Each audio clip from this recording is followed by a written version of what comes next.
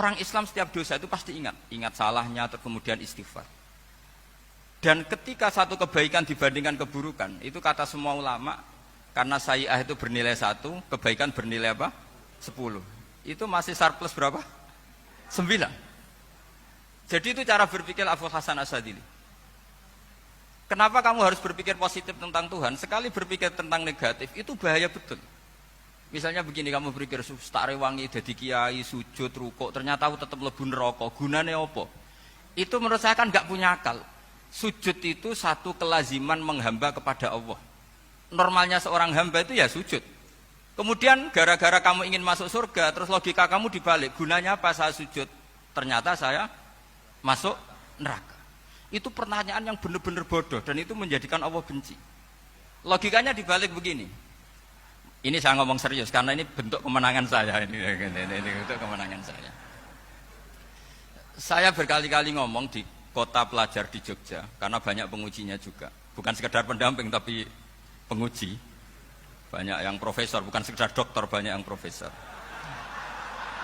Jadi biar ini dok.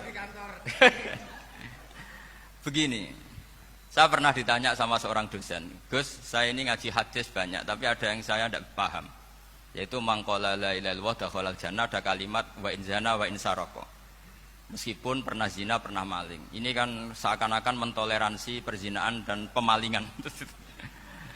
Terus saya bilang, oh makna hadis itu seperti ini. Jadi kebenaran absolut, kebenaran yang mutlak itu tidak akan terganggu oleh status perilaku seseorang.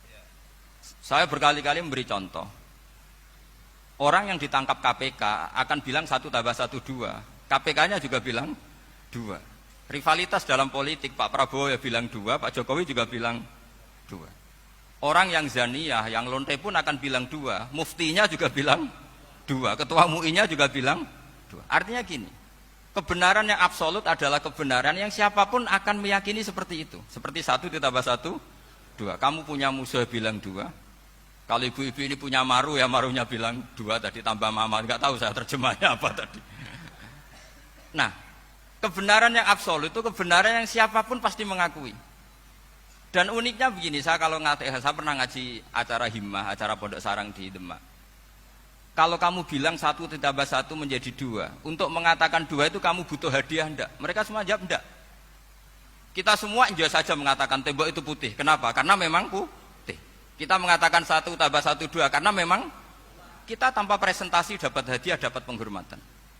Kenapa untuk mengatakan Allah itu Tuhan kita butuh surga? Memangnya kalau tidak ada surga Allah tidak jadi Tuhan? Ini problem orang soleh-soleh yang terlalu pesimis. Makanya nanti orang-orang soleh itu masuk surganya berat. Tapi kalau orang alim lebih gampang kira-kira seperti itu. Iya, karena kan imannya lebih bagus. Dalam hadis qudsi Allah ini yang dibuli orang-orang soleh.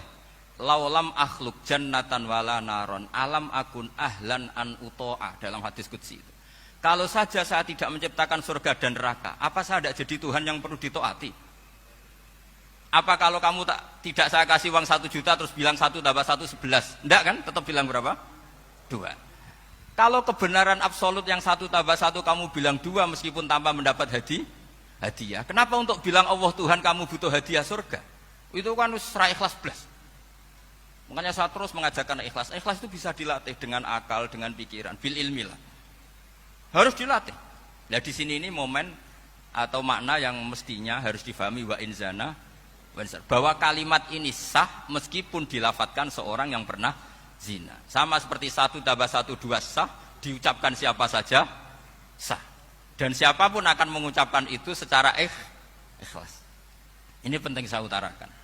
Sehingga setelah ada firqah-firqah takfiri yang mengatakan orang megang keris itu syirik, ke kuburan syirik, ini syirik. Itu salah besar. Salahnya adalah tadi kalimat-kalimat atau kebenaran-kebenaran absolut ini sudah jadi sibghatullah man ahsanu minallahi sibghah. Kalimat ini begitu absolut di hatinya orang mukmin. Sehingga ketika terganggu oleh hal-hal yang adat istiadat kayak pegang keris, kayak apa, ini tidak mengganggu. Tetap kualitas iman ini di atas keyakinan adat membawa apa keris. Kalau orang membawa keris menjadi syirik karena percaya sama makhluk, Orang misalnya kejawen kalau nggak bawa kris nggak nyaman. Orang kota itu kalau nggak bawa ATM juga nggak nyaman. Itu tidak dihukumi syirik. Kamu pergi lupa bawa HP nyaman ndak? Ndak, kenapa ndak dihukumi syirik?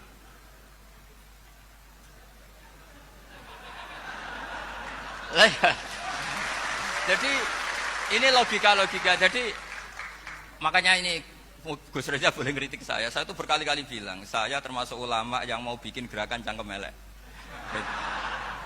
Karena nanti kalau saya nisbatkan ke Rasulullah itu tidak pantas, karena Nabi ahsanan nasi khalqau wa khuluqa. Tapi saya siap jadi bempernya Rasulullah Shallallahu Alaihi Wasallam. Pernah ada diskusi di Jakarta, ini kisah nyata. Apa dalilnya setelah sholat salaman? Mana hadisnya? Itu dijawab hadisnya tentu kita kesulitan. Kalaupun ada hadisnya dhaif semua yang masalah musafahat. Akhirnya mau tidak mau dijawab pakai cangkem elek. Boleh enggak kamu setelah salam nyalain HP yang off? Boleh. Boleh enggak ke kamar mandi? Boleh. Oh berarti kencing boleh, nyalain HP boleh, yang enggak boleh itu ingat Allah. Karena mereka mengkritik wiridan, ngeritik salam. Akhirnya mikir deh. Ada enggak hadisnya orang setelah sholat nyalain HP? Enggak ada kan? Tapi mereka nyalain HP enggak hambatan, tapi untuk salaman masalahkan. Ke kamar mandi boleh, tapi untuk wiridan enggak boleh. Akhirnya mereka sadar, oh iya. Lama-lama dibisiki gini yang kelompok itu. Kamu itu korban aliran supaya kamu enggak ingat Allah, ingatnya HP-nya.